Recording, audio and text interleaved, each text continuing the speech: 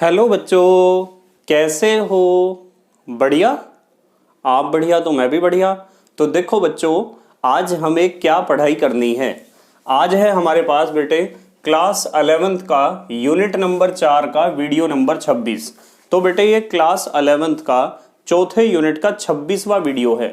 और इससे पहले 25 वीडियो आपको प्लेलिस्ट में भी मिल जाएंगे, नीचे डिस्क्रिप्शन में भी मिल जाएंगे और कुछ समय बाद आई बटन में भी लिंक आ जाएगा, जहां आप यूनिट नंबर 4 के सभी वीडियोस को देख सकते हो, समझ सकते हो और अपने सुंदर से नोट्स बना सकते हो, जो एग्जाम में आपकी बहुत ज़्यादा हेल्प करेंगे।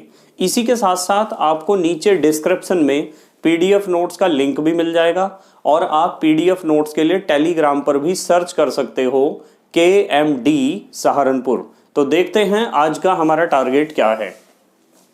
आज हमें पढ़ना है सिग्मा तथा पाई बंधों में अंतर।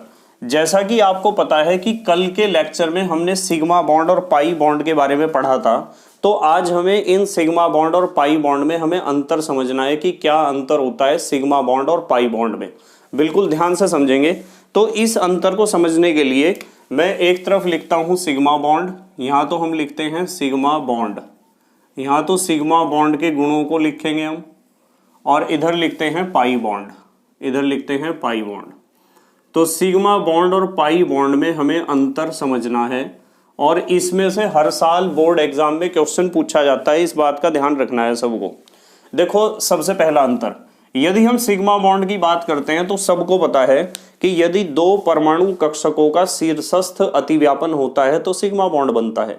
कैसे अतिव्यापन से? शीर्षस्थ अतिव्यापन से हमेशा सिग्मा बॉन्ड बनता है। देखो जैसे कि मान लो मैं आपको कहूं कि मेरे पास एक S कक्षक है और इस S कक्षक का दूसरे S कक्षक के साथ अतिव्यापन हुआ है, ये दोनों S कक्षक हैं, तो यदि इनके सिर से सिर मिले हैं तो समझ जाओ इनमें शीर्षस्थ अतिव्यापन हुआ है और यहां बनेगा सिग्मा बॉन्ड।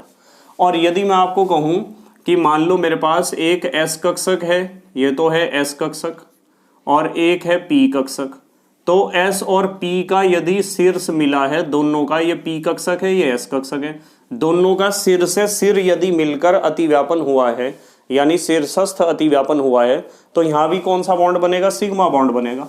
और यदि मैं कहूं कि मेरे पास एक P है और दूसरा P इस तरीके से है, इन दो P कक्षकों में सिर से सिर मिलाकर अतिव्यापन हुआ है, तो यहां भी सिग्मा बॉन्ड ही बनेगा।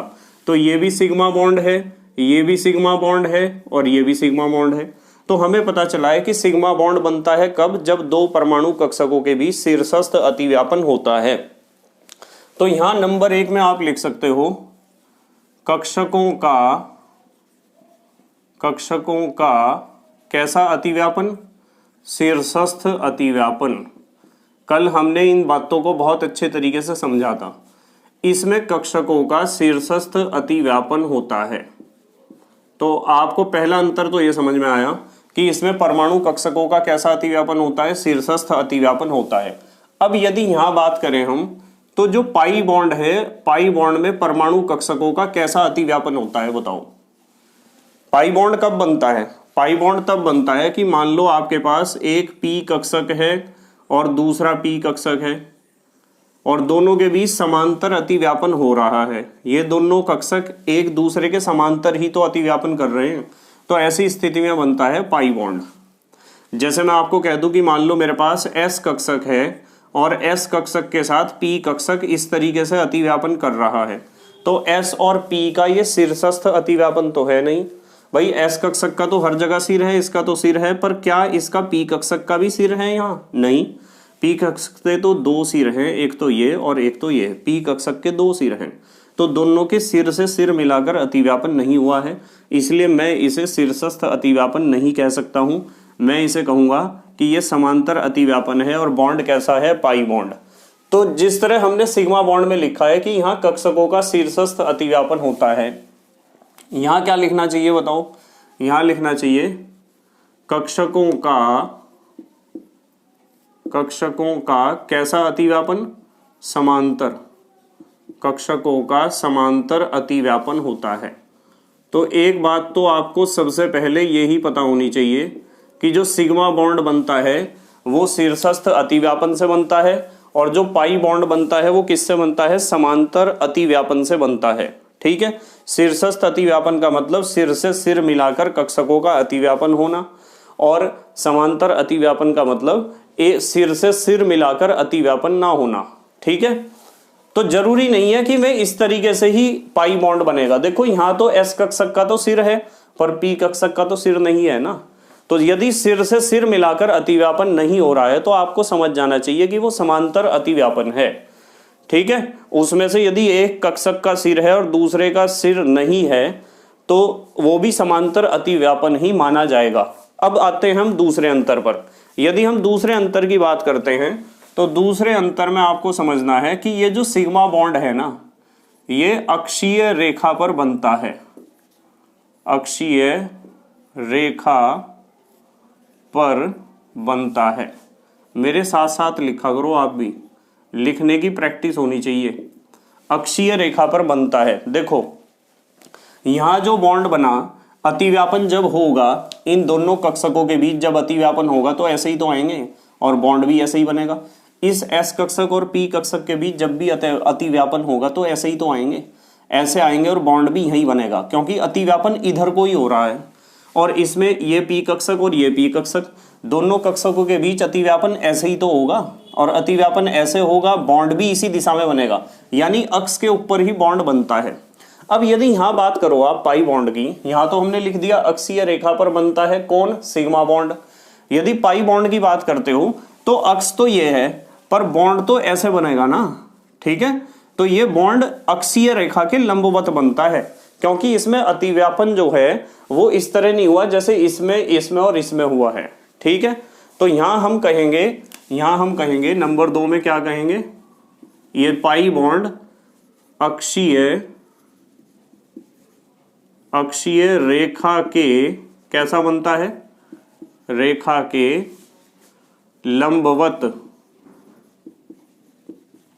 लंबवत को आप ऐसे भी तो लिखते हो, परपेंडिकुलर, लंबवत बनता है। मैथमेटिक्स में आपने ये संकेत पढ़ा होगा। तो पाई बॉन्ड बनता है अक्षीय रेखा के लंबवत। ठीक है, ये भी बहुत इंपॉर्टेंट अंतर है, ध्यान रखना है। और नंबर 3, अब आते हैं नंबर 3 पर।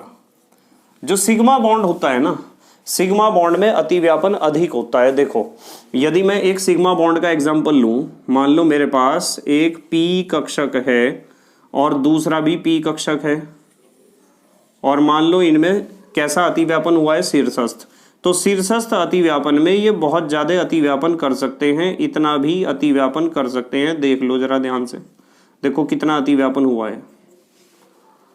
तो यहां जब भी आपका शीर्षस्थ अतिव्यापन होगा, यानी सिग्मा बॉन्ड जब भी बनेगा तो अतिव्यापन अधिक होता है, यानी अधिक मात्रा में अतिव्यापन होता है। ठीक है, तो यहां मैं लिखूंगा अतिव्यापन, सिग्मा बॉन्ड में अतिव्यापन अधिक होता है, तो आप लिख सकते हो अतिव्यापन अधिक। सिग्मा बॉन्ड जब भी बनेगा शीर्षस्थ अतिव्यापन होगा, और शीर्षस्थ अतिव्यापन में अतिव्यापन की मात्रा ज्यादा होगी। जबकि आप यदि समांतर अतिव्यापन की बात करते हो, जैसे ये एग्जांपल है, समांतर अतिव्यापन में मान लो मेरे पास एक पाई कक्षक है, पाई बॉन्ड बनाना है, ये भी पी कक्षक है, ये भी पी कक्षक, तो इनका जब अतिव्यापन होता है तो कुछ इस तरीके से ही तो होगा। देखो ऐसे अतिव्यापन हो जाएगा, ऐसे।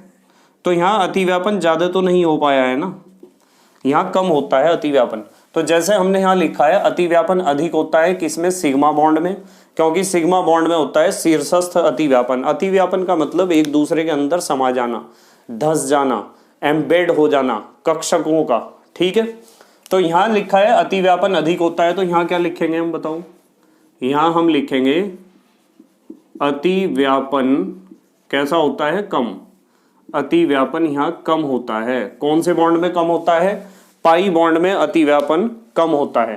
अब नंबर 4 देखो, ध्यान से देखना। देखो एक बात बताऊं मुझे, सिग्मा बॉन्ड में अतिव्यापन अधिक हुआ है। सिग्मा बॉन्ड में जब अतिव्यापन अधिक हुआ है तो सिग्मा बॉन्ड में तो मजबूती बहुत ज्यादा आ जाएगी। ये बॉन्ड बहुत ज्यादा कैसा बनेगा? स्ट्रॉन्ग बनेगा, मजबूत बनेगा। तो हम कहेंगे कि ये जो सिग्मा बॉन्ड होता है ना, वो प्रबल होता है। प्रबल, प्रबल माने स्ट्रॉन्ग, या तो प्रबल कहो या आप मजबूत भी कह सकते हो। ठीक है, सिग्मा बॉन्ड एक स्ट्रॉन्ग बॉन्ड है। क्यों है? यदि कोई आपसे पूछता है कि सिग्मा बॉन्ड मजबूत क्यों है, प्रबल क्यों है, तो आप बताओगे कि सिग्मा बॉन्ड इसलिए प्रबल है क्योंकि इसमें अतिव्यापन अधिक होता है, कक्षकों के बीच अधिक अतिव्यापन होता है। और यदि पाई बॉन्ड की बात करें तो पाई बॉन्ड होता है दुर्बल, पाई बॉन्ड दुर्बल होता है, या फिर आप कह सकते हो कमजोर होता है। क्यों होता है दुर्बल या कमजोर, बताओ, समझ में आया क्या? पाई बॉन्ड दुर्बल या कमजोर क्यों होता है?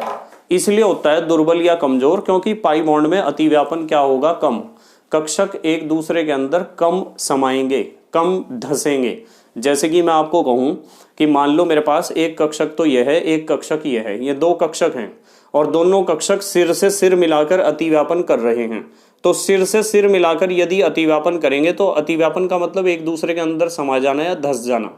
यदि सिर से सिर मिलाकर अतिव्यापन करेंगे तो पक्की बात है अतिव्यापन तो अधिक होगा ही। ये देखो कितना अधिक अतिव्यापन हो सकता है, और अतिव्यापन जितना अधिक होगा बॉन्ड उतना ही मजबूत बनेगा। ठीक है, ऐसा सिर्फ तभी होगा जब सिर से सिर मिलाकर अतिव्यापन ये करेंगे। तो बॉन्ड ज्यादा मजबूत इसलिए बनेगा क्योंकि अतिव्यापन बहुत ज्यादा होगा, इसलिए बॉन्ड मजबूत है। और यदि मैं कहूं आपको दो कक्षक हैं, मान लो y और y, जैसे py हैं, और इनमें अतिव्यापन हुआ है समांतर, तो समांतर अतिव्यापन में कितना होगा? इतना ही तो अतिव्यापन होगा। इतना अतिव्यापन होगा जितनी मोटी मेरी उंगलियां हैं, जितने मोटे ये कक्षक हैं, हालांकि उतना भी नहीं होता है। तो मान लो जितनी मोटी उंगलियां उतना अतिव्यापन हुआ है, तो ये बॉन्ड कोई मजबूत थोड़ा ही है, ये तो टूट पा रहा है बड़ी आसानी से टूट रहा है बॉन्ड। जबकि ये वाला जो बॉन्ड बनता है, ये वाला बॉन्ड ज्यादा मजबूत है। तो यहाँ एक बात बड़ी सिंपल सी है समझने वाली कि सिग्मा बॉन्ड प्रबल होता है, मजबूत होता है, क्योंकि सिग्मा बॉन्ड में अतिव्यापन होता है अधिक। जबकि पाई बॉन्ड होता है दुर्बल या कमजोर, क्योंकि पाई बॉन्ड में अतिव्यापन कैसा होता है, कम होता है। ठीक है, अच्छा एक बात और बताऊंगा आपको, देखो ध्यान से समझो। मान लो दो परमाणुओं के बीच डबल बॉन्ड या ट्रिपल बॉन्ड बना है, तो डबल बॉन्ड और ट्रिपल बॉन्ड में जो सबसे पहला बॉन्ड बनता है ना, वो सिग्मा बॉन्ड ही बनता है। देखो जैसे मैं आपको कहूं कि मान लो एक एग्जांपल समझते हैं, यहां समझते हैं, चलो मान लो मैंने कहा कि एक p कक्षक है और दूसरा p कक्षक है और तीसरा p कक्षक है, ये तीन p कक्षक लिए। इसी तरीके से दूसरे परमाणु के भी तीन p कक्षक लिए, पहला, दूसरा और तीसरा। अब देखो इसमें एक बात समझने वाली ये है कि आपको पता है ये वाला p कक्षक और ये p कक्षक, तीन कक्षक तो ये हैं, तीन तो ये हैं, ये पहले परमाणु के, ये दूसरे परमाणु के। जब ये कक्षक एक दूसरे के समीप आएंगे, पास आएंगे, तो सबसे पहले कौन से कक्षक, ये वाले कक्षक ही तो आपस में टकराएंगे, और उसके बाद ये वाला कक्षक और ये वाला कक्षक और ये वाला कक्षक और ये वाला कक्षक। यानी सबसे पहले ये वाला बॉन्ड बनेगा जिसे आप कहोगे सिर से सिर मिलाकर अतिव्यापन होगा, और सिर से सिर मिलाकर यदि अतिव्यापन होता है तो बनता है सिग्मा बॉन्ड। कौन सा बॉन्ड बनता है? Sigma bond. कौन सा बॉन्ड बनेगा? सिग्मा बॉन्ड बनेगा। अब यदि हम दूसरे नंबर पे बात करते हैं, देखो जरा ध्यान से, मान लो मैं कहूं कि आपने सबसे पहले बता दिया कि यहाँ एक सिर से सिर मिलाकर अतिव्यापन होगा, तो कौन सा बॉन्ड बनना शुरू हो जाएगा? Sigma bond. ये जो तो कक्षक है ना हमारा, ये वाला और ये वाला, ये दोनों कक्षक ऐसे अतिव्यापन करेंगे तो समांतर अतिव्यापन, कौन सा बॉन्ड बनेगा? पाई। जिस समय ये वाला पाई बॉन्ड बनेगा ना, उस समय ही ये वाला पाई बॉन्ड भी बनेगा। ये दोनों कक्षक जैसे बना रखे हैं ऐसे होते नहीं है, ये कक्षक ऐसे होते हैं बोर्ड के बाहर से अंदर की तरफ जा रहा है, ये वाला कक्षक भी और ये वाला भी। तो जब यहां अतिव्यापन होगा ठीक उसी समय यहां भी अतिव्यापन होगा, जब यहां अतिव्यापन होगा ठीक उसी समय इन दोनों कक्षकों का ऐसे यहां भी अतिव्यापन होगा। इसका मतलब ये है, क्या मतलब है इसका? इसका मतलब ये है कि ये यहां पाई बॉन्ड जिस समय बनेगा ना इसके और इसके बीच में, उसी समय पाई बॉन्ड यहां बनेगा इसके और इसके बीच में। ये जो हमने कक्षक यहां बना रखे हैं इन्हें समझो आप, इस कक्षक और इस कक्षक को समझो, ये ऐसे हैं, ऐसे ऐसे, और इनमें अतिव्यापन ऐसे होता है। ये जो ये वाला कक्षक और ये वाला कक्षक है, इनमें अतिव्यापन ऐसे होता है। और जो ये कक्षक आपको दिखाई दे रहा है, ये वाला और ये वाला, ये तो साफ है, इसमें तो अतिव्यापन ऐसे होता है, ये तो साफ दिखाई दे रहा है, इसमें तो अतिव्यापन कैसे होता है? ऐसे होता है।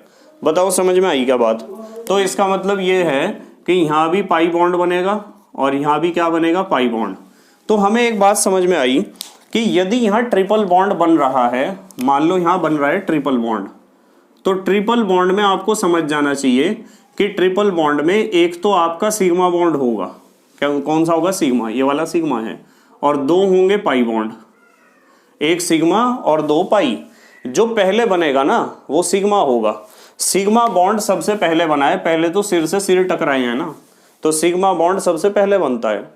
और जब तक पाई बॉन्ड बनने का नंबर आता है ना, तब तक तो सिग्मा बॉन्ड में अतिव्यापन बहुत ज्यादा हो चुका होता है, सिग्मा बॉन्ड बहुत मजबूत हो चुका होता है।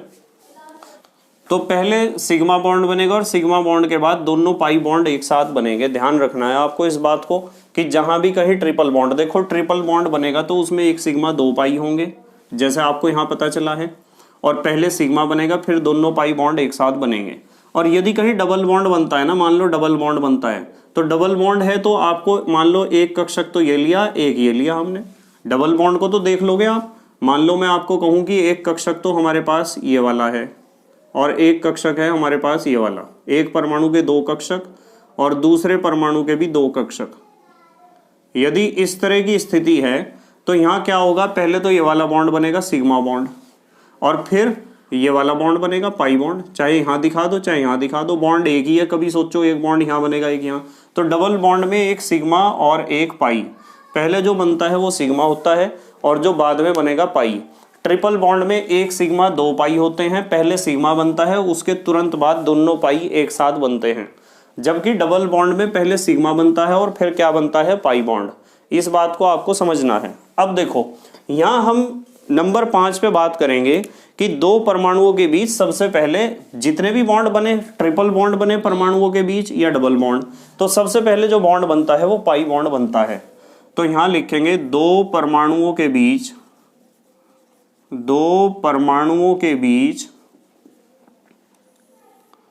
दो परमाणुओं के बीच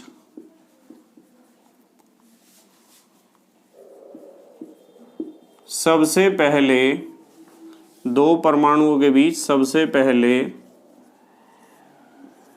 सिग्मा बॉन्ड बनता है। ध्यान रखोगे इस चीज को, दो परमाणुओं के बीच सबसे पहले कौन सा बॉन्ड बनता है, सिग्मा बॉन्ड बनता है सबसे पहले। और फिर यदि पाई बॉन्ड की बात करें, पाई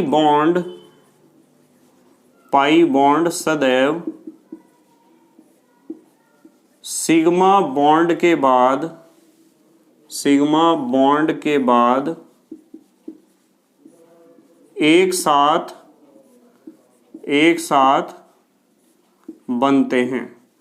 अब एक साथ मैंने इसलिए लिखा है कि मान लो कहीं ट्रिपल बॉन्ड बना है तो ट्रिपल बॉन्ड में पहले तो सिग्मा बनेगा फिर दोनों पाई बॉन्ड एक साथ बनेंगे। देखो यहां से समझ में आ गया होगा आपके। और यदि डबल बॉन्ड है तो डबल बॉन्ड में पहले तो सिग्मा बनेगा और फिर उसके बाद बनेगा पाई बॉन्ड। ठीक है। अच्छा एक चीज और बताता हूं बहुत बढ़िया, ये जो सिग्मा बॉन्ड होता है ना, सिग्मा बॉन्ड यदि खाली सिग्मा बॉन्ड है, कहीं सिंगल बॉन्ड है तो सिग्मा ही होगा ना। मैंने आपको बता दिया ट्रिपल बॉन्ड में एक सिग्मा दो पाई होते हैं, डबल बॉन्ड में एक सिग्मा एक पाई होता है। यदि कहीं सिंगल बॉन्ड है तो वो सिग्मा ही होता है, बस सिंगल बॉन्ड क्या होता है, सिग्मा। तो सिग्मा बॉन्ड से जुड़े यानी सिंगल बॉन्ड से जुड़े, सिग्मा बॉन्ड से जुड़े परमाणु, सिग्मा बॉन्ड से जुड़े परमाणु मुक्त घूर्णन कर सकते हैं, मुक्त घूर्णन कर सकते हैं या करते हैं। ये कंसेप्ट बच्चों के समझ में नहीं आता है ज्यादातर, मैं इसे समझा दूंगा आपको आज। सिग्मा बॉन्ड से जो परमाणु जुड़े हुए होंगे उनमें रोटेशन हो सकता है परमाणुओं में, कैसे हो सकता है अभी बताऊंगा। और जबकि यदि पाई बॉन्ड की बात करें, पाई बॉन्ड से जुड़े परमाणु, यदि पाई बॉन्ड से जुड़े हुए परमाणु हैं दो परमाणु, वे कभी भी मुक्त घूर्णन नहीं कर सकते हैं, मुक्त घूर्णन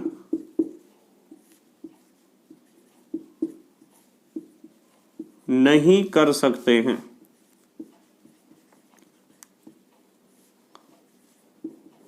पाई बॉन्ड से जुड़े परमाणु मुक्त घूर्णन नहीं कर सकते हैं। देखो क्यों होता है ऐसा, देखो मैं बताता हूं। चलो यहाँ डायग्राम है बने हुए, यहीं एक्सप्लेन कर दूंगा। मान लो मैं आपको कहूं कि दो परमाणुओं के बीच सिग्मा बॉन्ड बन रहा है, तो सिग्मा बॉन्ड ऐसे ही तो बनता है, और ऐसे बनता है सिग्मा बॉन्ड तो अक्ष के अनुदिश बनता है। अक्ष के अनुदिश बनेगा तो जो अतिव्यापन होगा वो यही होगा, इस जगह ऐसे होगा लगभग, ज्यादा ज्यादा अतिव्यापन। तो इसमें जो है जो अतिव्यापन होगा वो अक्ष के अनुदिश ही हो रहा है, इसलिए ये वाला परमाणु और ये वाला परमाणु दोनों अपोजिट डायरेक्शन में रोटेशन कर सकते हैं, क्योंकि अतिव्यापन अक्ष की दिशा में ही हो रहा है। यहां लिखा हुआ है, देखो, अक्षीय रेखा पर बनता है कौन? Sigma bond.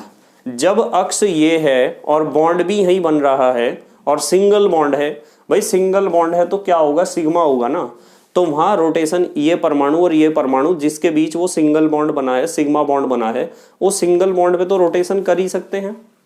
जैसे कि मैं आपको कहूं कि मान लो आपकी कोई सी भी गाड़ी है और उस गाड़ी में दो पहियों के बीच में आप लगाते हो एक्सल।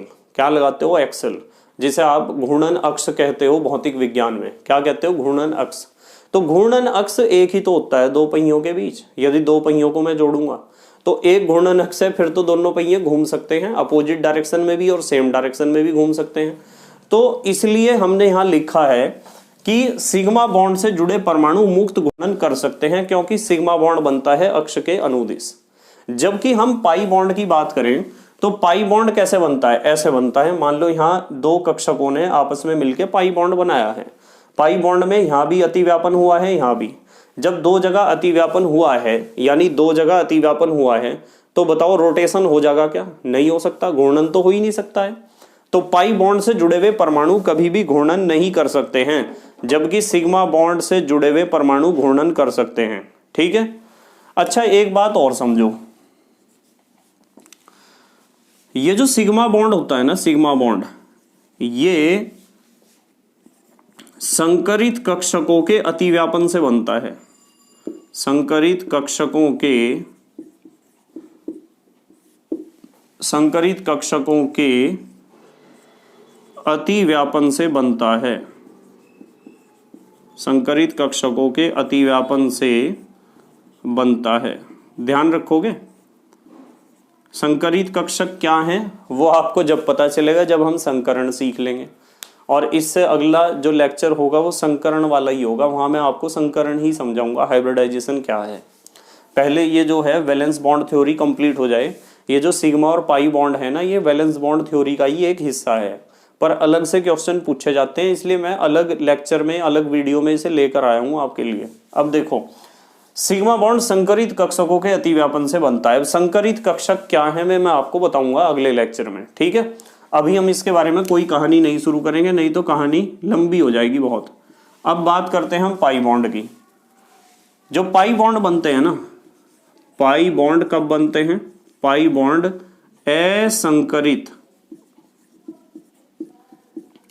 असंकरित कक्षकों के, पाई बॉन्ड असंकरित कक्षकों के अतिव्यापन से बनता है। अतिव्यापन से बनता है या बनते हैं, कुछ भी लिख सकते हो आप। तो ये 7 अंतर आपको ध्यान रखने हैं। 7 अंतर ध्यान रख लोगे। चलो इसमें एक एक एग्जाम्पल भी ध्यान रख लेना आप। एक एग्जाम्पल लिख देता हूं यहाँ, जैसे हाइड्रोजन। हाइड्रोजन में सिग्मा बॉन्ड बनता है, कल भी मैंने आपको बताया था। और यहाँ एग्जाम्पल ध्यान रख लेना आप, नाइट्रोजन। नाइट्रोजन में ट्रिपल बॉन्ड बनता है। ये नाइट्रोजन का ही एग्जाम्पल समझाया है मैंने, कल भी समझाया था आपको। और ट्रिपल बॉन्ड में एक सिग्मा और 2 पाई होते हैं। सिग्मा बॉन्ड वो होता है जो सबसे पहले बनता है। अब देखो, कुछ अच्छी बातें मैं यहाँ आपको बताता हूँ, बहुत बढ़िया बढ़िया बात। एक हेडिंग लिखते हैं, नोट हेडिंग लिखते हैं। नोट में कुछ अच्छे अच्छे पॉइंट्स सीखते हैं। चलो, नोट में सबसे पहला पॉइंट तो आपको ये सीखना है, हालांकि मैंने सिखा दिया। नोट में सबसे पहला पॉइंट, यदि कहीं सिंगल बॉन्ड है ना, सिंगल बॉन्ड, कहीं भी आपको 2 परमाणुओं के बीच यदि सिंगल बॉन्ड दिखाई देता है तो आपको समझ जाना चाहिए कि वो सिग्मा बॉन्ड है। कैसा बॉन्ड है? सिग्मा। क्योंकि सिंगल बॉन्ड जब भी बनता है ऐसे बनता है, या तो ऐसे बनेगा, या तो ऐसे बनेगा, या तो ऐसे बनेगा, या तो ऐसे बनेगा। तो सिंगल बॉन्ड जहां भी बनेगा वहां कक्षकों का शीर्षस्थ अतिव्यापन ही होगा। और यदि शीर्षस्थ अतिव्यापन कक्षकों का होता है तो वहां कौन सा बॉन्ड होगा? फिर सिग्मा बॉन्ड ही होगा। वहां कौन सा बॉन्ड होगा? Sigma bond. तो यदि कहीं सिंगल बॉन्ड है तो वो हमेशा सिग्मा बॉन्ड होता है, ध्यान रखना है। अच्छा, यदि कहीं आपको डबल बॉन्ड नजर आता है, जैसे कि यहाँ डबल बॉन्ड है, ठीक है, ये डबल बॉन्ड बनाया है हमने, जहां भी आपको कहीं डबल बॉन्ड नजर आता है तो आपको समझ जाना चाहिए कि इसमें एक सिग्मा होगा, एक पाई होगा। और ये बात ध्यान रखनी है कि इन दोनों बॉन्ड में से सिग्मा बॉन्ड वो होगा जो पहले बना होगा। देखो ये डबल बॉन्ड है ना, तो पहले ये दोनों कक्षक ही तो आपस में अतिव्यापन शुरू करे होंगे। अतिव्यापन की क्रिया इन दोनों में स्टार्ट हुई होगी, इस वाले और इस वाले कक्षक में। और जब इन दोनों कक्षकों में अतिव्यापन की क्रिया शुरू हुई होगी तो ये सिर से सिर मिला के अतिव्यापन कर रहे होंगे अपना स्टार्ट। जब इस वाले कक्षक और इस वाले कक्षक का अतिव्यापन करने का नंबर आया होगा ना, तब तक तो इन दो कक्षकों ने बहुत ज्यादा अतिव्यापन कर लिया होगा। जब तो हम कहते हैं कि सिग्मा बॉन्ड बहुत मजबूत होता है। सिग्मा बॉन्ड सबसे पहले बनेगा और अतिव्यापन इसमें बहुत फास्ट होगा और ज्यादा होगा मात्रा में। जब तक पाई बॉन्ड बनने का नंबर आएगा, जब तक तो सिग्मा बॉन्ड के कक्षकों में अतिव्यापन बहुत ज्यादा हो चुका होगा, वो बॉन्ड बहुत मजबूत हो चुका होगा जब तक पाई बॉन्ड बनने का नंबर आएगा। अब देखो यहाँ जो है मैंने बताया सिग्मा बॉन्ड, सिंगल बॉन्ड हमेशा सिग्मा होता है, डबल बॉन्ड में एक सिग्मा एक पाई। जो पहले बना है वो सिग्मा है और जो बाद में बना है वो पाई है। अब यदि मैं कहूँ कि कहीं ट्रिपल बॉन्ड है, आपको ट्रिपल बॉन्ड नजर आता है, जैसे ये है, यहाँ समझाया था नाइट्रोजन का एग्जाम्पल ट्रिपल बॉन्ड, कल भी हमने इसे पढ़ा था। तो ट्रिपल बॉन्ड में जो सबसे पहले बनेगा वो सिग्मा होगा, उसके बाद दो पाई एक साथ बनेंगे। तो ध्यान रखना है, सिंगल बॉन्ड है तो सिग्मा होगा, डबल बॉन्ड है तो एक सिग्मा एक पाई होगा, और ट्रिपल बॉन्ड है तो एक सिग्मा दो पाई होंगे। जो सबसे पहले बनेगा वो सिग्मा होगा, उसके बाद पाई बॉन्ड जितने भी हैं वे एक साथ बनेंगे। उसके बाद एक बात और बताता हूं, चलो नोट में नंबर 2, दूसरी बात। एक बात आपको समझनी है कि यदि मैं बॉन्ड एनर्जी की बात करूं, बॉन्ड एनर्जी कह दो या बंध ऊर्जा कह दो, एक ही बात है, बंध ऊर्जा कहते हैं, चलो बंध ऊर्जा या बॉन्ड स्ट्रेंथ कह दो, प्रबलता कह सकते हो आप। बंध ऊर्जा या प्रबलता की बात यदि हम करते हैं ना, तो यहां सिंगल बॉन्ड जो है, सिंगल बॉन्ड से ज्यादा स्ट्रांग होता है डबल बॉन्ड। सिंगल बॉन्ड से बॉन्ड एनर्जी डबल बॉन्ड की ज्यादा होती है, या यूं कह दो सबसे कमजोर सिंगल बॉन्ड है, सिंगल बॉन्ड से मजबूत डबल बॉन्ड है, और उससे मजबूत है ट्रिपल बॉन्ड। ध्यान रखनी है ये बात, एग्जाम में क्वेश्चन पूछा जाता है। आपको पता है ना, छोटे की तरफ एक लड्डू और बड़े की तरफ दो लड्डू, छोटे की तरफ एक लड्डू और बड़े की तरफ दो लड्डू, ग्रेटर देन स्मॉलर देन में बच्चे कंफ्यूज हो जाते हैं ना, इसलिए बताता हूं इस तरीके से। देखो यदि बंध ऊर्जा की बात करें तो सिंगल बॉन्ड की बॉन्ड एनर्जी सबसे कम है, फिर डबल बॉन्ड की है, फिर सबसे ज्यादा बॉन्ड एनर्जी किसकी है, ट्रिपल बॉन्ड की। या यदि प्रबलता की बात करें तो सबसे कमजोर सिंगल बॉन्ड, डबल बॉन्ड उससे मजबूत, ट्रिपल बॉन्ड उससे भी ज्यादा मजबूत। अब कारण क्या है इसका, ये भी तो पता होना चाहिए। कारण ये है कि सिंगल बॉन्ड में केवल एक एक कक्षकों का अतिव्यापन होता है, जैसे ये एक एक कक्षकों का अतिव्यापन हुआ है। और जबकि डबल बॉन्ड की बात करें तो डबल बॉन्ड में दो दो कक्षकों का अतिव्यापन हुआ है। ये वाला अतिव्यापन तो यहाँ हुआ ही है, पर साथ में ये वाला अतिव्यापन भी यहाँ हुआ है। तो डबल बॉन्ड में दो दो कक्षकों का अतिव्यापन हुआ है, तो अतिव्यापन की मात्रा तो बढ़ेगी, और कक्षक एक दूसरे के अंदर जितना ज्यादा समाएंगे, अतिव्यापन जितना ज्यादा होगा, बॉन्ड उतना ही मजबूत बनेगा। बॉन्ड क्या होगा, उतना ही मजबूत बनेगा। अब यदि ट्रिपल बॉन्ड की बात करो तो ट्रिपल बॉन्ड तो आपको समझ में आ रहा होगा। ट्रिपल बॉन्ड में कितने कितने कक्षकों का अतिव्यापन होगा बताओ। ट्रिपल बॉन्ड में तीन तीन कक्षकों का अतिव्यापन होगा, और तीन तीन कक्षकों का अतिव्यापन होगा तो अतिव्यापन की मात्रा बहुत ज्यादा हो जाएगी। और अतिव्यापन की मात्रा बहुत ज्यादा हो जाएगी तो कक्षक एक दूसरे के अंदर यदि बहुत ज्यादा समा जाएंगे तो बॉन्ड बहुत ज्यादा मजबूत बनेगा। इसलिए आपको बॉन्ड एनर्जी या बॉन्ड स्ट्रेंथ या प्रबलता का क्रम आपको पता होना चाहिए।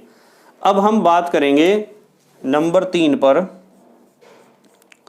नंबर 3 पर हम बात करेंगे क्रियाशीलता की, कि ये जो सिंगल बॉन्ड, डबल बॉन्ड और ट्रिपल बॉन्ड होते हैं ना, इनमें सबसे ज्यादा क्रियाशील कौन सा बॉन्ड होता है।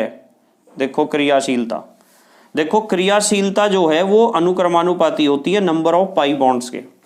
किसी भी बॉन्ड में जितने ज्यादा पाई बॉन्ड होंगे वो बॉन्ड उतना ज्यादा क्रियाशील होगा, क्योंकि आपको पता है पाई बॉन्ड में अतिव्यापन होता है कम, और अतिव्यापन कम है तो पाई बॉन्ड टूट सकता है बड़ी आसानी से, क्योंकि वो कमजोर है। और जिस बॉन्ड में जितने ज्यादा पाई बॉन्ड होंगे वो बॉन्ड उतना ही ज्यादा क्रियाशील होगा। इसलिए क्रियाशीलता का क्रम ये है, सिंगल बॉन्ड सबसे कम क्रियाशील, उससे ज्यादा क्रियाशील डबल बॉन्ड, और सबसे ज्यादा क्रियाशील होगा ट्रिपल बॉन्ड। यानी बॉन्ड एनर्जी का जो क्रम है वही रिएक्टिविटी का भी क्रम है। इसमें एक भी पाई बॉन्ड नहीं है, इसमें एक पाई बॉन्ड है, इसमें दो पाई बॉन्ड है। किसी भी मल्टीपल बॉन्ड में या किसी भी बॉन्ड में जितने पाई बॉन्ड होते हैं वो बॉन्ड उतना ही ज्यादा क्रियाशील होता है। और यदि क्रियाशीलता के उल्टे की बात करो, इसके अपोजिट, क्रियाशील के अपोजिट को क्या कहते हैं? स्थायी। तो यदि कोई पूछता है कि इनमें सबसे ज्यादा स्टेबल कौन सा है, तो जो सबसे कम क्रियाशील है वही सबसे ज्यादा स्थायी होगा। ये तो बात अंडरस्टूड होनी चाहिए, पहले से ही आप समझ चुके हो इस बात को कि क्रियाशीलता और स्थायित्व दोनों एक दूसरे के दुश्मन हैं। ठीक है, चलो अगली बात करते हैं। अब हम सीखेंगे नंबर 3 के बाद नंबर 4। अब हम सीखेंगे बंध लंबाई को, बॉन्ड लेंथ को, बंध लंबाई। तो बॉन्ड लेंथ के बारे में थोड़ी सी बात मुझे बताओ। बॉन्ड लेंथ में सिंगल बॉन्ड सबसे बड़ा होता है, उससे छोटा होता है डबल बॉन्ड और सबसे छोटा होता है ट्रिपल बॉन्ड। ये चीज ध्यान रखनी है आपको। मतलब सिंगल बॉन्ड सबसे बड़ा क्यों है? क्योंकि इसमें एक एक कक्षकों का अतिव्यापन हुआ है और अतिव्यापन उतना कम ज्यादा मात्रा में नहीं हुआ है, एक एक कक्षक का अतिव्यापन हुआ है, इसलिए ये इसका बॉन्ड लेंथ क्या होगा? लंबा होगा। जबकि डबल बॉन्ड की बात करें तो डबल बॉन्ड में सिग्मा बॉन्ड और पाई बॉन्ड दो बॉन्ड बने हैं, यानी दो दो कक्षकों का अतिव्यापन हुआ है। ज्यादा अतिव्यापन हुआ है तो परमाणु के कक्षक या परमाणु के नाभिक ज्यादा पास पास आ जाएंगे, और जब नाभिक ज्यादा पास पास आ जाएंगे तो पक्की बात है ज्यादा पास पास आने के कारण बॉन्ड छोटा हो जाएगा। तो बॉन्ड लेंथ डबल बॉन्ड का कम है और ट्रिपल बॉन्ड का सबसे ही कम है। ट्रिपल बॉन्ड का बॉन्ड लेंथ सबसे कम इसलिए है क्योंकि ट्रिपल बॉन्ड में कक्षकों का अतिव्यापन 3-3 कक्षकों का हुआ है और अतिव्यापन की मात्रा ज्यादा है, और अतिव्यापन की मात्रा ज्यादा है तो बॉन्ड लेंथ तो फिर घटेगी, दोनों परमाणुओं के नाभिक पास पास आ जाएंगे। ठीक है, चलो अच्छा एक क्वेश्चन करके दिखाओ आप। यहाँ एक क्वेश्चन करते हैं, यहाँ एक क्वेश्चन करते हैं कि आप मुझे, यहाँ लिखता हूं मैं क्वेश्चन। मान लो एग्जाम में क्वेश्चन आता है, एक मान लो आपको कोई यौगिक दिया और उस यौगिक में कार्बनिक यौगिक दिया या कैसा भी यौगिक दिया, और कार्बनिक यौगिक में आपको बताना है कि इसमें कितने सिग्मा बॉन्ड और कितने पाई बॉन्ड हैं। जैसे मान लो मैं लिखता हूं C2H2 में सिग्मा व पाई बॉन्ड बताने हैं कितने हैं, इनकी संख्या बतानी है कि C2H2 में कितने सिग्मा बॉन्ड हैं और कितने पाई बॉन्ड हैं। C2H2 आपने क्लास 10th में इसकी संरचना पढ़ी थी। कार्बन, ट्रिपल बॉन्ड कार्बन, इधर भी एक हाइड्रोजन है और इधर भी एक हाइड्रोजन है, ऐसा होता है एसिटिलीन या C2H2, या इसे इथाइन भी कह सकते हो आप। तो इसमें हमें बताने हैं टोटल सिग्मा बॉन्ड कितने हैं और पाई बॉन्ड कितने हैं। तो मुझे एक बात बताओ, मुझे एक बात ये बताओ कि यहाँ जो है सिंगल बॉन्ड तो सिग्मा होगा ना, और इस ट्रिपल बॉन्ड में एक सिग्मा होगा और दो पाई होंगे, पता है आपको, और ये सिंगल बॉन्ड है इसमें सिग्मा ही होगा। भाई सिंगल बॉन्ड तो सिग्मा होता है, डबल बॉन्ड में एक सिग्मा एक पाई होता है, ट्रिपल बॉन्ड में एक सिग्मा दो पाई होते हैं। तो single bond sigma, triple bond में एक सिग्मा दो पाई, ये वाला और ये वाला का पाई कोई से दो पाई होंगे, एक सिग्मा होगा, और सिंगल बॉन्ड में सिग्मा। तो अब बताओ इसमें, मुझे यूं बताओ, इस C2H2 के स्ट्रक्चर से हमें पता चला सिग्मा बॉन्ड कितने, बताओ 1 2 3, 3 तो इसमें सिग्मा बॉन्ड है, और पाई बॉन्ड कितने हैं? पाई बॉन्ड हैं ये दो ही हैं बस पाई बॉन्ड, टोटल 5 बॉन्ड है, 3 और 1 4 और 1 5, 3 तो हैं इसमें सिग्मा बॉन्ड और 2 हैं इसमें पाई बॉन्ड। अच्छा, इस तरह का क्वेश्चन आपको कर लेना चाहिए एग्जाम में। यदि आप संरचना बना लेते हो तो बॉन्ड तो आप गिन ही लोगे, कितने सिग्मा है कितने पाई हैं, बस इस बात का पता होना चाहिए कि सिंगल बॉन्ड तो सिग्मा होता है, डबल बॉन्ड में एक सिग्मा एक पाई, ट्रिपल बॉन्ड में एक सिग्मा दो पाई। जैसे मैं आपको एक और क्वेश्चन देता हूं, चलो मान लो एग्जाम में आता है C2H4 में सिग्मा व पाई बॉन्ड की संख्या बताओ, की संख्या कितनी होगी। C2H4 में सिग्मा और पाई बॉन्ड की संख्या बतानी है। तो C2H4 का स्ट्रक्चर होता है ऐसा, कार्बन डबल बॉन्ड कार्बन, इधर भी हाइड्रोजन है, इधर भी हाइड्रोजन है, इधर भी हाइड्रोजन है, इधर भी हाइड्रोजन है, ऐसा ही तो होता है ना। तो बता दोगे आप सिग्मा बॉन्ड और पाई बॉन्ड? देखो कैसे बताओगे। ये सिंगल बॉन्ड है सिग्मा, ये सिंगल बॉन्ड है सिग्मा, डबल बॉन्ड है, डबल बॉन्ड में एक सिग्मा एक पाई, सिंगल बॉन्ड है सिग्मा, सिंगल बॉन्ड है सिग्मा। तो सिग्मा बॉन्ड कितने हुए बताओ? सिग्मा बॉन्ड हुए हैं 1 2 3 4 और 1 5। सिग्मा बॉन्ड तो इसमें 5 हैं। और पाई बॉन्ड कितने हैं इसमें बताओ? पाई बॉन्ड तो एक ही है, एक पाई बॉन्ड है। ठीक है, तो 6 ही तो बॉन्ड है टोटल इसके अंदर। तो इस तरीके से आपको सिग्मा और पाई बॉन्ड्स की संख्या गिननी आनी चाहिए। ठीक है, तो इस तरीके से क्वेश्चन करने आने चाहिए। आप एक काम करो, मुझे एक दो क्वेश्चन और कराने हैं, वो भी मैं कराऊंगा। आप पहले तो एक काम कर लो, पॉज कर लो, पॉज करके इसे लिख लो, या तो पॉज करके लिख लो या तो स्क्रीनशॉट ले लो। ले लिया स्क्रीनशॉट? ठीक है, मैं इसे मिटा देता हूं, फिर हम एक क्वेश्चन और करेंगे बहुत अच्छा। देखो, आपको इस बात का पता होना चाहिए सब बच्चों को कि जब दो परमाणु कक्षक आपस में अतिव्यापन करते हैं ना, अतिव्यापन। अब कुछ बच्चों को तो अतिव्यापन का मतलब ही पता नहीं होता है कि अतिव्यापन का मतलब क्या है सर। अतिव्यापन का मतलब होता है एक दूसरे के अंदर समा जाना, धंस जाना। ठीक है, इसे कहते हैं अतिव्यापन। अब आपके दिमाग में एक क्वेश्चन आता है कि सर आखिरकार परमाणु के दो कक्षक अतिव्यापन क्यों करते हैं, क्या कारण है उनका अतिव्यापन करने का? तो उसका जवाब यह है कि दो कक्षक परमाणु के अतिव्यापन इसलिए करते हैं क्योंकि उन कक्षकों में अयुग्मित इलेक्ट्रॉन उपस्थित होते हैं। ये जो हम पढ़ रहे हैं ना सारी चीज, सिग्मा बॉन्ड, पाई बॉन्ड, ठीक है, क्यों बनते हैं बॉन्ड, ये सारी चीजें हम वैलेंस बॉन्ड थ्योरी के अंतर्गत पढ़ रहे हैं। संयोजकता आबंध सिद्धांत जो होता है ना, संयोजकता आबंध सिद्धांत के अंतर्गत पढ़ते हैं हम इन चीजों को। और संयोजकता आबंध सिद्धांत ने केवल एक चीज पर ही फोकस किया है। किस चीज पर फोकस किया है? अयुग्मित इलेक्ट्रॉनों की समस्या पर। उसके अनुसार जो हमारी बाहरी कक्षा में अयुग्मित इलेक्ट्रॉन उपस्थित होते हैं ना, संयोजकता आबंध सिद्धांत की बात कर रहा हूं मैं, जो हमने पढ़ा था पिछले लेक्चर्स में। जो बाहरी कक्षा में अयुग्मित इलेक्ट्रॉन होते हैं ना, अयुग्मित इलेक्ट्रॉन, अनपेयर्ड इलेक्ट्रॉन, वे अनपेयर्ड इलेक्ट्रॉन ही चाहते हैं कि हमारे किसी तरीके से जोड़े बन जाएं। जोड़े बनाने का जो है प्रयास करते हैं। और जोड़े बनाने के चक्कर में मान लो एक परमाणु के पास एक अयुग्मित इलेक्ट्रॉन है तो वो किसी कक्षक में ही तो होगा, और इसी तरीके से दूसरे परमाणु के पास भी एक अयुग्मित इलेक्ट्रॉन है, वो भी किसी ना किसी कक्षक में होगा। तो वे अयुग्मित इलेक्ट्रॉन आपस में जोड़ा बनाना चाहते हैं, पेयर बनाना चाहते हैं।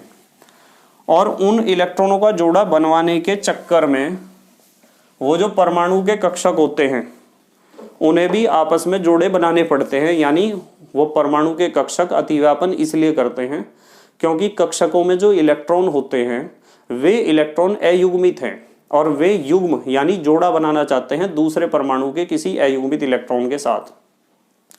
इसलिए कक्षकों को अतिव्यापन करना होता है। और हमने पढ़ा है कि अतिव्यापन दो तरीके से हो सकता है, या तो शीर्षस्थ अतिव्यापन या तो समांतर अतिव्यापन। शीर्षस्थ अतिव्यापन कब होगा? जब दो परमाणु कक्षकों का सिर से सिर मिलेगा, यानी हेड टू हेड ओवरलैपिंग होगी, शीर्षस्थ अतिव्यापन होगा।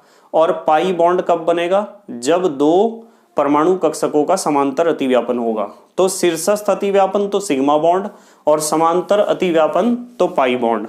ठीक है, एक क्वेश्चन करते हैं, चलो यहां से।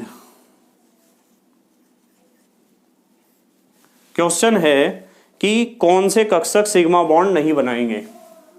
निम्न में से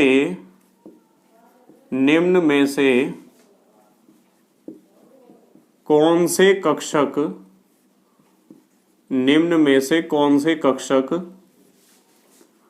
सिग्मा बॉन्ड नहीं बनाएंगे? निम्नलिखित में से या निम्न में से कौन से कक्षक सिग्मा बॉन्ड नहीं बनाएंगे? तो हमें बताना है कौन से कक्षक सिग्मा बॉन्ड नहीं बनाएंगे। पहला ऑप्शन दे रखा है इन्होंने 1s के साथ दे रखा है 1s व 1s को चेक करना है कि यहाँ सिग्मा बॉन्ड बनेगा या नहीं बनेगा। उसके बाद इन्होंने कहा है नंबर 2 पर 1s व 2px, 1s व 2px, ये सिग्मा बॉन्ड बनाएंगे क्या। और फिर नंबर 3 पर दिया है 2py व 2py, यहां सिग्मा बॉन्ड बनेगा या नहीं बनेगा हमें देखना है, चेक करना है। फिर उसके बाद एक दिया है इन्होंने 1s और 2s, नंबर 4 1s व 2s, इन्हें चेक करते हैं कि कहाँ सिग्मा बॉन्ड बनेगा और कहाँ नहीं बनेगा। सबसे पहले दे रखा है 1s व 1s, भाई 1s जो है s कक्षक गोल है और s कक्षक गोल है, ये हैं दोनों, ये भी s है और ये भी s है। भाई 1s कह दो, चलो 1s कह दो। हाइड्रोजन का केस है ये H2 का, हाइड्रोजन में 1s और 1s के बीच ही अतिव्यापन होता है, तो जब इनके बीच अतिव्यापन होगा तो ऐसा ही तो होगा, देखो ऐसा अतिव्यापन होगा ना इनके बीच, इतना अतिव्यापन होगा, इसका भी सिर होगा इसका भी सिर होगा, तो सिर से सिर बनेगा, सिर से सिर मिलकर अतिव्यापन होगा, बॉन्ड बनेगा, तो कौन सा बॉन्ड बनेगा, सिग्मा बॉन्ड। तो यहाँ तो सिग्मा बॉन्ड बनेगा। इन्होंने पूछा है कौन सिग्मा बॉन्ड नहीं बनाएगा।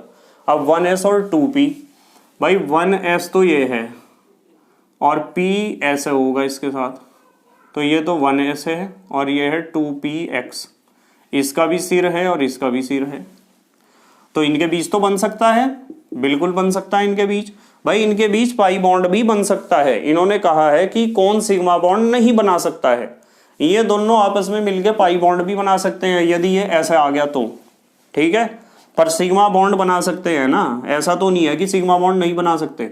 तो क्या होगा, ये तो S और ये तो P, ऐसे होगा अतिव्यापन, ये अतिव्यापन हुआ है, शीर्षस्थ अतिव्यापन हुआ है, तो यहां भी सिग्मा बॉन्ड ही बनेगा। अब यहां देख लो आप 2py और 2py, 2py मैंने समझाया भी था आपको, ये है py और py, ये भी py है और ये भी py है।